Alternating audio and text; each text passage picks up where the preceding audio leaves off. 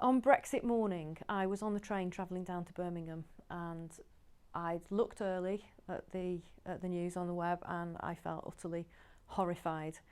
Not entirely surprised, because it seemed inevitable that a ball had started rolling, and it was gathering momentum, and it wasn't going to stop anytime soon until it had gathered quite a destructive force.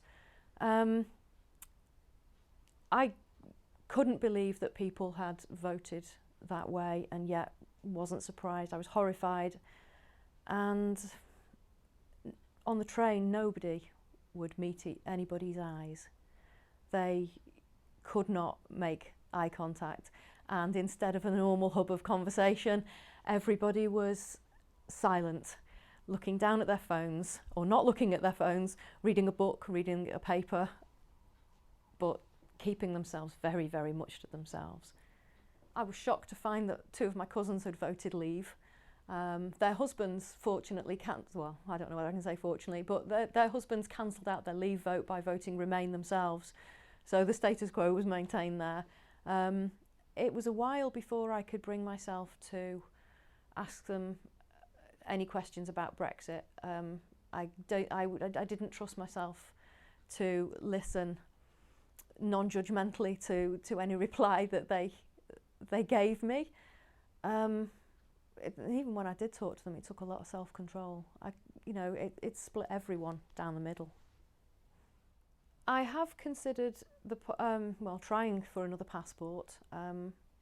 I have long held the dream of going to live in France, and I would dearly love to have a French passport. At the moment, I don't have any easy route that way. It would simply be a case of moving lock, stock and barrel and living and working for 5 years, the hard way. I don't know whether the result has taught me anything about my country, but it has made me feel different about living here.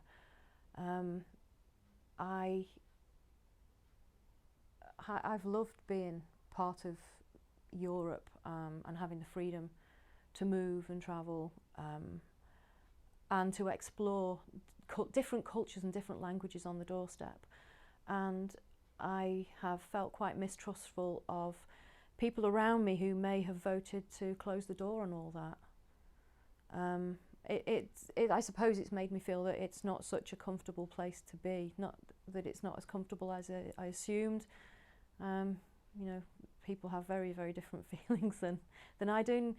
Half the country, well, half of the voting, half of the voters voted to leave, half have voted to stay. So 1 out of 2 people that you come across that you know potentially in your circle, they're not thinking the same as you. It's quite a shock. I think the image of England at the moment is taking quite a severe battering. There was probably shock and disbelief at the outcome of the referendum. Maybe people think, who do they think they are? But the chaos that has followed must have people wondering if anybody really knows what they're doing, if anybody's really got a handle on the situation, and if anybody's actually got a clear plan. Nobody on either side of the channel can actually lay the start of any path to go separate ways without people knowing that questions can be answered, that agreements can be come to, and that the divisions are not going to continue forever. I think the proroguing of Parliament is an absolute disgrace. To be in a democratic country and to silence democratic voices is so close to a deadline, is absolutely terrible. It's a dereliction of duty.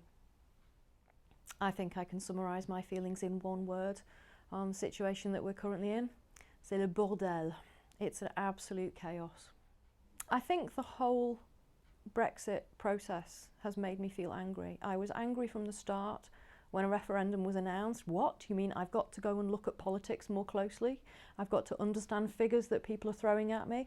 I've got to decide whether or not it's a good idea for this whole country to tear itself away from, you know, an economic system, potentially a political system, a currency system, a customs union, a safe place, basically.